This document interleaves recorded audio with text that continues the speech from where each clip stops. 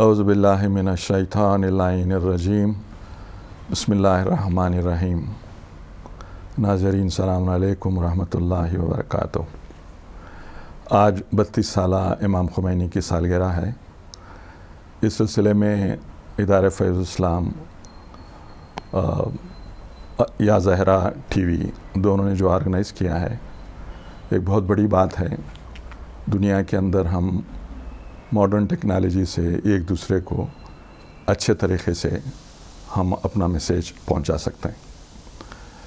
سب سے پہلے میں یہ کوشش کروں گا، امام خمینی کی پرسنالٹی کو انٹروڈیوس کرانا اتنا آسان نہیں ہے، لیکن پھر بھی ہم کوشش کر کے بتانے کی کوشش کریں گے انقلاب ایران کے پیچھے بالخصوص امام خمینی کی وجہ سے انقلاب ایران کیسے آیا۔ سب سے پہلے امام خمینی کی نسل یہ بتایا جاتا ہے کہ یہ کشمیری ہیں۔ اس کے بعد جب ان کے پدر بزرگوار ایران گئے، ایران میں متقی پرہیزگاری سے زندگی گزارے، اس کے بعد ایک ایسا دور آیا، یہ شہر بدر ہو گئے، ایران سے نکل گئے یا نکالا گیا۔ ایران سے جانے کے بعد آغائے موسیٰ صدر، آغائے شہید باقر صدر اور امام خمینی، یہ تینوں ایک زمانے کے بعد اگر دیکھا گیا تو تاریخ کے اندر ائمہ معصومین کے بعد یہ لوگ اتنا بڑا قدم اٹھائے۔ بیروت کے اندر، ایران کے اندر، عراق کے اندر، یہ تینوں جگہ یہ حالت تھی، مذہب اسلام کا نام و نشان نہیں تھا۔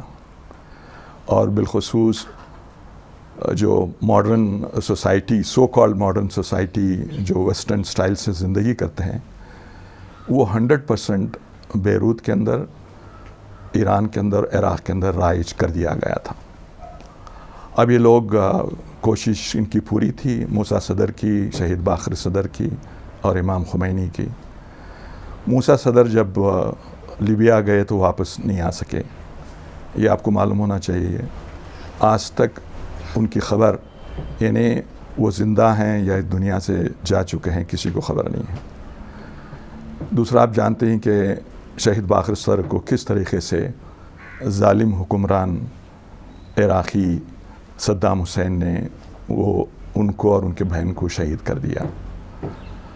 آخر میں امام خمینی جب شہر بدر ہو گئے تھے، آپ کی جانکاری کے لیے، یہ جب واپس آنا چاہ رہے تھے ایران کو، بالکل ایران کے علاوہ جتنے بھی مسلم ممالک ہیں ان کو نیچے لینڈ ہونے کی اجازت نہیں ملی۔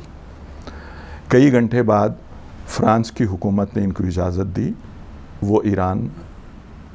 وہ فرانس کے اندر زندگی کر رہے تھے۔ فرانس سے ہی ان کا انقلاب شروع ہو گیا تھا۔ جب 79 میں وہ ایران آئے، ان کے ساتھ ایک بی بی سی کا سینئر موسٹ جرنلسٹ تھا، وہ آج بھی زندہ ہے، جیسن کے نام سے۔ اس کے دماغ میں بات یہ آئی کہ یہ ایران کو رول کرنے کے لیے جا رہے ہیں۔ امام خمینی سے یہ سوال کیا کہ کیا آپ ایران کو رول کرنے کے لیے جا رہے ہیں؟ امام خمینی نے یہ بات بتائی تھی کہ مجھے ایران کا بڑا کوئی پرابلم نہیں ہے۔ تو وہ جیسن جو بی بی سی کا سینئر موسٹ جرنلسٹ ہے، اس نے سوال کیا، پھر آپ کے خیال میں کیا بھاگ رہا ہے؟ اس ٹائم پہ یہ بتائی تھی کہ اسرائیل میرا ٹارگیٹ ہے۔ اسی زمن میں امام خمینی نے ایک بات بتائی تھی، اگر جتنے بھی ہمارے مسلم ممالک ہیں، اگر ایک ایک بکیٹ پانی بھی لے کر اگر اسرائیل پہ ڈال دیں تو اسرائیل بہہ جائے گا۔ لیکن کوئی مسلمان یہ چیز کے لیے تیار نہ ہوا، اور آج بھی کوئی مسلمان اس کام کے لیے تیار نہیں ہو رہا ہے۔ جب امام خمینی ایران آئے تو ان کو لینے کے لیے ہزاروں لاکھوں لوگ اور مردوں سے زیادہ عورتیں بھی ریسیو کیے، استقبال کیا۔ اور سب سے پہلے ان کا کانسٹیٹیوشن بنا جو قانون اساسی کے نام سے، اس کے ساتھ ساتھ منسٹری بھی بنی۔ منسٹری بنتے ہی ان کے جو پرائم منسٹر تھے، صدر تھے، جیسا آغائے رجائی، آغائے بہونر، اور آغا بہشتی، آغا مفتہ، یہ بڑے بڑے لوگ قوم کے تھے. ود ان نو ٹائم ایک بام بلاسٹ کے اندر یہ پورے کے پورے جتنے بھی لیڈرز تھے سب کے سب دنیا سے چلے گئے. اس کے بعد امام خمینی نے کبھی ہمت نہیں ہاری. دیکھیے پہلا کیبنٹ تھا، کہیں بھی اگر پہلا کیبنٹ اس طریقے سے ہوتا ہے تو گورنمنٹ کو گرانے کے لیے ان کی پوری کوشش یہی تھی. لیکن امام خمینی کے چہرے کے اوپر تھوڑا برابر بھی کہیں فرق نہیں پڑا. اس کے بعد ان کا کانسٹیٹیوشن بننے کے بعد ایرانی انقلاب اگر دیکھا گیا تو مردوں سے بڑھ کر جہاں تک ہماری نالج ہے عورتوں نے بڑی قربانی کی.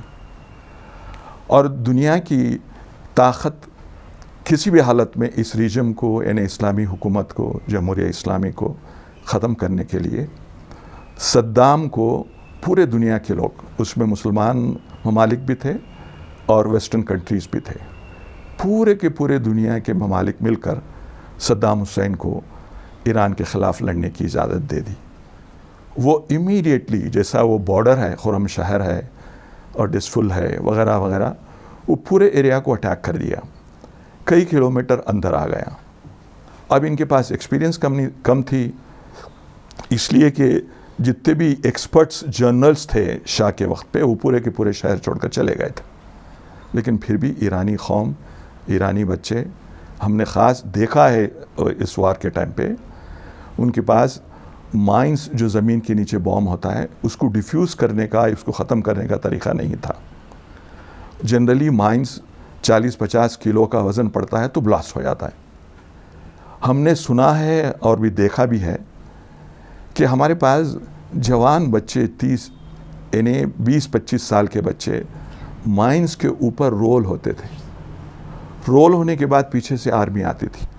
اس طریقے سے ایرانی انقلاب آنے کے بعد صدام کی فوج کو ہٹانے کے لیے باقاعدہ بسیج کے نام سے ایک آرگنائزیشن بنا، یعنی پیپلز آرمی. یہ پورے کے پورے بسیج ہے، اس کے بعد ریگولر آرمی ہے، یہ پورے کے پورے لگاتار لڑتے گئے. 8 سال جنگ چلی. 8 سال کے اندر بہت بڑا نقصان ہوا. وہ ایک پہلا حربہ تھا بام ڈال کر ختم کرنے کا، دوسرا حربہ تھا صدام کے تھرو سے ان کی حکومت کو ختم کرنے کا، تیسرا حربہ تھا ان کو کسی بھی حالت میں اقتصادی طریقے سے ختم کرنے کا. آپ کو معلوم ہونا چاہیے جو بزنس کمیونٹی ہے، فارسی میں بازرگان کہتے ہیں، ان کو خرید کر ملینز آف ٹنز کا گیہوں کا آٹا اور چاول اور کھانے پینے کی چیزیں سمندر میں ڈال دیا. وجہ یہ ہے جب لوگ بھوکے پیسے مریں گے تو انقلاب کے خلاف ہو جائیں گے. لیکن وار ایرانین قوم وہ بھی پہچان کر امام خمینی کی ایڈوائس سے انہوں نے کبھی بھی ہمت نہیں ہاری. پھر اس کے بعد دنیا کے لوگ آج بھی کوشش کر رہے ہیں، کوشش کر رہے ہیں. اس کے بعد فری آپ کو بارڈرز کے اندر شراب اور جو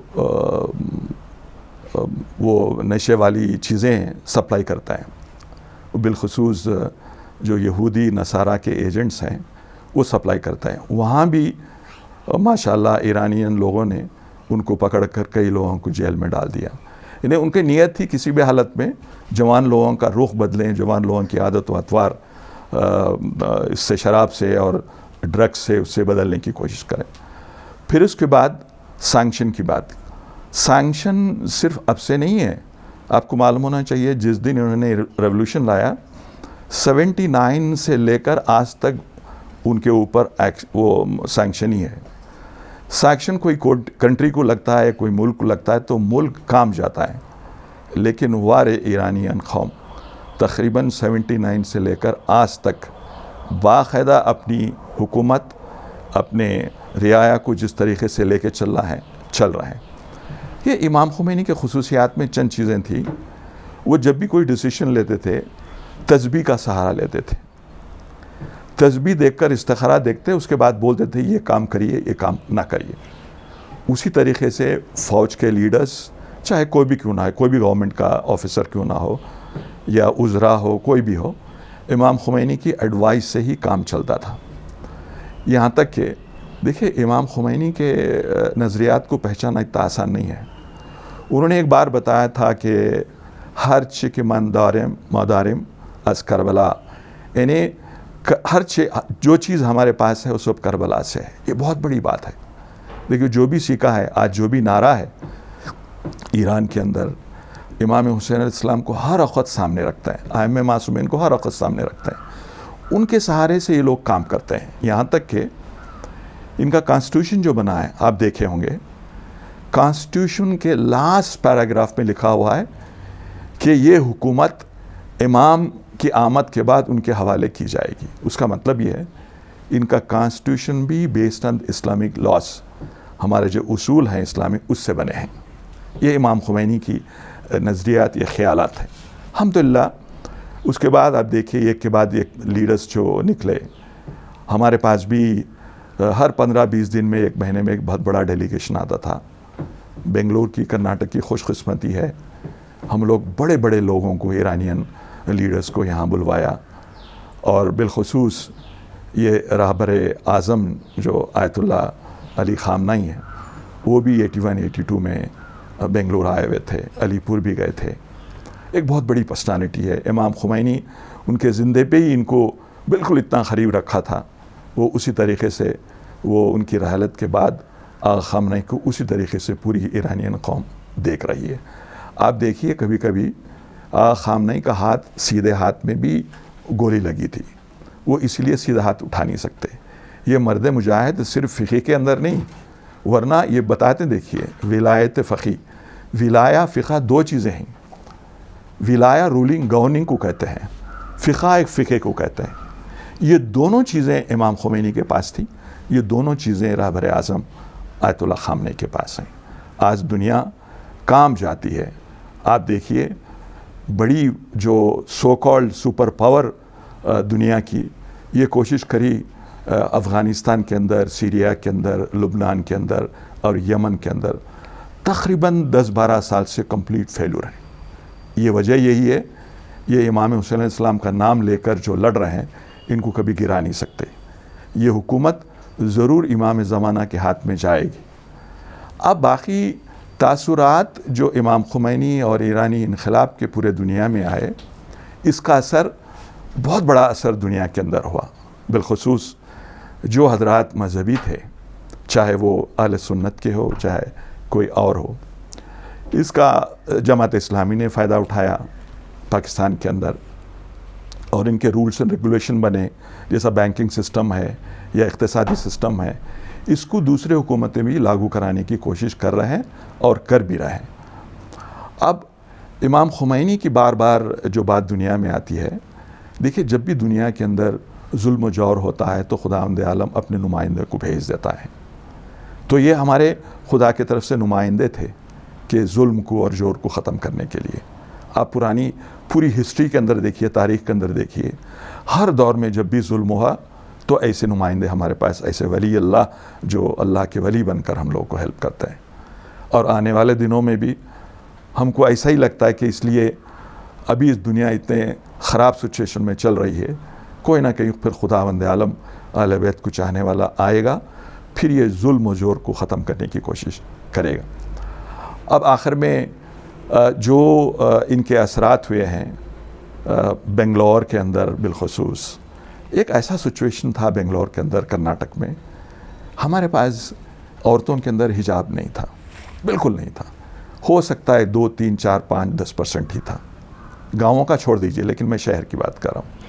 لیکن زمانہ ایسا بدلا، آج تقریباً 90% سے زیادہ عورتیں حجاب کرتی ہیں، حرام اور حلال جاننے کی کوشش کرتے ہیں، اور صحیح غلط بھی مذہب اسلام کے اندر جو صحیح ہے غلط ہے وہ جاننے کی کوشش کرتے ہیں.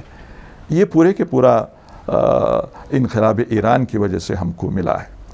اور یہاں تک کہ جو کرناٹک کے اندر، بنگلور کے اندر سب سے پہلے آواز جناب علی جواز صاحب اور ان کے بھائی بہنیں اور ان کے والد صاحب، ان کی مادر، انہوں نے اٹھایا. اس کی وجہ یہ تھی، یہ خود ایک ایرانی اچھے خاندان سے ان کی بیوی، ایک شاہ کے زمانے میں بھی وہ باپردے کے ساتھ رہنے والے لوگ تھے. یہ تعلقات کی وجہ سے آج جو بھی کرناٹک کے اندر امام خمینی کا نام اور دینی مدارس اس ٹائم پہ جو کھلے ایرانی انقلاب کے بعد، ایک آرگنائزیشن بھی بنا دار زینب کے نام سے. پورے گاؤں کو ہم لوگ جاتے تھے، پورے گاؤں میں دینیات اسٹیبلش کیا. آج جو بھی آپ کو دکھ رہا ہے کوشش تھی کئی لوگوں کی. آج ماشاءاللہ آج علماء دین بھی بہت سے ہیں، اور یہاں تک کہ ان کی ریولوشن کے اس میں سپورٹ میں، یعنی ریولوشن کے خیالات کے اوپر ہم لوگوں نے سب سے پہلے یہ آپ کو ایک اطلاع ہے، ہو سکتا ہے ساؤتھ انڈیا میں ہمارے لیے ایک حوض علمیہ نہیں تھا، نہ حیدرآباد میں تھا، نہ چنئی میں تھا، نہ کرناٹک میں تھا. سب سے پہلا حوض علمیہ مرکز المہدی کے نام سے علی پور میں کھولا گیا. آج کئی اس کے اسٹوڈنٹس نکلے. آج بڑے بڑے علماء دین ہیں، چاہے علی باقر صاحب کی بات ہو، چاہے منظور صاحب کی بات ہو، سلمان صاحب کی بات ہو، اور قائم صاحب جو امام قائم میں پڑھاتے ہیں. یہ پورے کے پورے، جیسا افسر صاحب ہیں، یہ پورے کے پورے حوض علمیہ المہدی میں پڑھے ہوئے ہیں. انہیں میرا بولنے کا مطلب، ہمارا کہنے کا مطلب یہ ہے، ان کے خیالات یہاں تک پہنچے، ہم لوگوں میں بھی یہ جوش جذبہ آیا، ہم لوگوں نے بنانی. پھر ایک ایسا وقت آیا، دیکھیں آج دنیا کے اندر کس کو بھی، یعنی اللہ کو جاننے کے لیے، اہل بیت کو جاننے کے لیے، بالخصوص کربلا کو جاننے کے لیے بھی علم کی ضرورت ہے. 87 میں ایک اسکول بنی، وہ بھی ساؤتھ انڈیا کی سب سے پہلی پبلک اسکول ہے. جان لیجئے، ہو سکتا ہے مدارس اسکولز کئی خاص اپنے لیے کئی لوگوں بنائے، چنئی کے اندر، بنگلور کے اندر، کہیں اور جگہ بھی، لیکن پبلک کے لیے پہلا مدرسہ تھا جو بنت الہدا کے نام سے بنوایا. کئی ایسے کام ہیں جو، جیسا ایک ہاسپٹل بنی امام خمینی کے نام سے، اس میں پورے علی پور کے لوگ 10 ایکڑ زمین، دیکھیں معمولی بات نہیں ہے، آج میرے خیال سے 25 30 50 لاکھ روپے ایک ایکڑ کی اس کی ویلیو ہے. 10 ایکڑ زمین فری دی، اور امام خمینی کا نام ہی رکھ کر ایک اچھے وقت پہ اچھے طریقے سے ایک ہاسپٹل چل رہی ہے. اور بالخصوص اس دور کے اندر جو کرونا وائرس چل رہا ہے، اس کے اندر ہمارے جو ڈاکٹرز، وہیں کے پڑھے لکھے ڈاکٹرز ہیں، انہوں نے کئی پیشنٹس کو بچایا ہے. یہ پوری چیزیں بتانے کا مطلب یہ ہے کہ ریولوشن کا فائدہ کہاں کہاں تک پہنچا، اور اس کا اثر افریقہ سے لے کر سری لنکا تک، سری لنکا سے لے کر ہر شہر، ہر گاؤں کے اندر. اور یہ جو امام خمینی کی برسی منائی جا رہی ہے، صرف بنگلور کے اندر نہیں ہے، بلکہ ہر ملک کے گاؤں کے اندر، ہر شہر کے اندر ان کی برسی منائی جا رہی ہے. ہم یہ پورے چیزیں آپ کے سامنے رکھنے کے بعد ہم کو ایسا لگتا ہے کہ جو ہم کر رہے ہیں یا کر رہے ہیں ایک بہت چھوٹی سی بات ہے، لیکن ہم لوگ بھی اپنے آپ کو ریولوشن لانا چاہیے. دنیا کے اندر بتانا چاہیے کہ امام حسین کو چاہنے والے کیسے ہوتے ہیں. ہمارے لیے خاص بات یہ ہے، ہم 1969 میں بنگلور آئے. اس وقت پہ مولانا راشد علی بنگلور میں تھے. اسی سال سید محسن الحکیم جو سب سے بڑے مرجع دنیا کے تھے، ان کا انتقال ہوا تھا. ایک بہت بڑا گروپ، جیسا صادق بھائی جو سکہ سکینہ کے بانی ہیں، اس کے بعد رضا پاشا صاحب، اس کے بعد پوتن ہڈی کے مرتضیٰ صاحب، مہدی صاحب، میرے بڑے بھائی تقی صاحب، اور یہ پوری گروپ ہم بھی ساتھ گئے. یہ 69 کی بات کر رہا ہوں میں. سب نے مل کے لیے سوال کیا کہ اب تو محسن الحکیم اس دنیا سے جا چکے ہیں، اب کس کی تخلیق کریں. دیکھیے 69 میں جہاں تک ہماری نالج ہے، 70 یا 80% خود ایرانین نہیں جانتے تھے کہ امام خمینی کون ہے. لیکن یہ اپریسیشن ہے شیخ روشن علی صاحب کا، مرحوم کا، کہ انہوں نے بتایا کہ میرے نگاہ میں ایک ہی انسان ہے، وہ خمینی ہے. ہم لوگ یہ جتنے بھی لوگ گئے تھے اس ٹائم پہ، امام خمینی کی تقلید، یہ ہماری پہلی تقلید تھی. 1969 میں ہی ایکسیپٹ کر لیا. اس کے بعد 83 یا 84 بگننگ میں ہم ایران گئے زیارتوں کے لیے. موقع امام خمینی سے ملنے کا ملا. 2 بار ہم کو، ایک خصوصی ایک عمومی. خصوصی پورے ہمارے سسرال کے لوگ تھے، ہم بھی تھے. ہمارے دل میں کبھی کبھی یہ شک ہوتا تھا کہ بھی یہ جنگ جو چل رہی ہے دونوں طرف سے لوگ جو مر رہے ہیں، اس کا بھی ہم امام خمینی سے سوال کریں۔ دیکھیں کتنے چھوٹے لوگ ہیں ہم۔ جب یہ سوچ کر امام خمینی کو ذاتی طور پر ملاقات کرنے کے لیے ہم گئے، جب موقع ملا، جب ان کا چہرہ ہم نے دیکھا، جو سوالات ہمارے دماغ میں تھے سب چوپٹ ہو گئے، ہم نے سوال نہیں کیا۔ وہ نورانی چہرے کے سامنے ہمارے آنسو نکل پڑے، باقی کچھ سوال نہیں کر سکا۔ صرف یہ سوال ہوا کہ کچھ حکم، کچھ ہدایت، کچھ نصیحت۔ جواب یہ تھا، فخت کار اسلام بکنے، اسلام کا کام کریے۔ دوسری بار ایک عمومی طور پر بہت سے لوگ ہوتے ہیں، 40-50 لوگ تھے اس ٹائم پہ، جو ضیاء الحق تھے، جو ایران اس کے پاکستان کے پریزیڈنٹ تھے، وہ بھی ساتھ تھے۔ انہوں نے ایک سوال دے، دیکھیں امام خمینی کا حاضر جواب جس طریقے سے جواب دیتے تھے، انہوں نے ایک ایسا سوال کیا کہ بہت سے اہل سنت کے علماء دین بھی ساتھ تھے۔ انہوں نے سوال کیا، خلفاء کے بارے میں آپ کا کیا سوال ہے؟ انہوں نے بغیر تھوڑا بہت ٹائم لیے آن دا اسپاٹ انہوں نے کہا کہ جو خیالات پیغمبر اسلام کے تھے صلی اللہ علیہ وسلم وہی خیال میں رہے۔ دیکھیے جواب کتنا بھاری۔ یہ چیز امام خمینی کے علاوہ بہت کم لوگوں میں ملتی ہے۔ باقی دوبارہ جو گزشتہ ٹائم ہم گئے تھے، ہماری اہلیہ کی طبیعت ٹھیک نہیں تھی، آغا سے ٹائم لیا تھا، آغا رہبر معظم خامنہئی سے، تو کوئی وقت کی اس کی وجہ سے ہم واپس پلٹ آئے۔ چند ایسے سوالات، ایسے سبجیکٹس ہیں ہمارے پاس، جیسا وقف کے معاملات ہیں یا اور کئی معاملات ہیں۔ ہم انشاءاللہ یہ لاک ڈاؤن ختم ہونے کے بعد یا وائرس ختم ہونے کے بعد ہندوستان سے ایک 10-15 لوگوں کا ڈیلیگیشن خامنہئی کے پاس لے جانا چاہیے۔ اس میں مسائل سب سے پہلے، دیکھیے حقیقت بات ہے، ہندوستان کے اندر سب سے بڑی زمین فرسٹ ڈیفنس کے پاس ہے، سیکنڈ ریلوے کے پاس ہے، تھرڈ اوقاف کی جائیداد ہے۔ اتنی ساری جائیداد مسلمانوں کے پاس رہتے ہوئے بھی اس کا یوٹیلائزیشن صحیح نہیں ہے۔ یہ چیزیں انشاءاللہ، یہ پورے چیزیں اکٹھا کر ہمارے پراپرٹیز کتنے ہیں، ہر اسٹیٹ کا ایک ڈیٹا بنا کر انشاءاللہ یہ چیز رہبر معظم کے پاس لے جائیں گے، ایک ڈیلیگیشن۔ کچھ مسائل ایسے شرعی مسائل ہیں ان کے پاس بھی، اس کے بعد انشاءاللہ آغا شیستانی کے پاس بھی ایک ڈیلیگیشن جائے گا۔ یہ مسائل کو جلد از جلد حل کرنے کی کوشش کریں گے۔ السلام علیکم ورحمۃ اللہ وبرکاتہ۔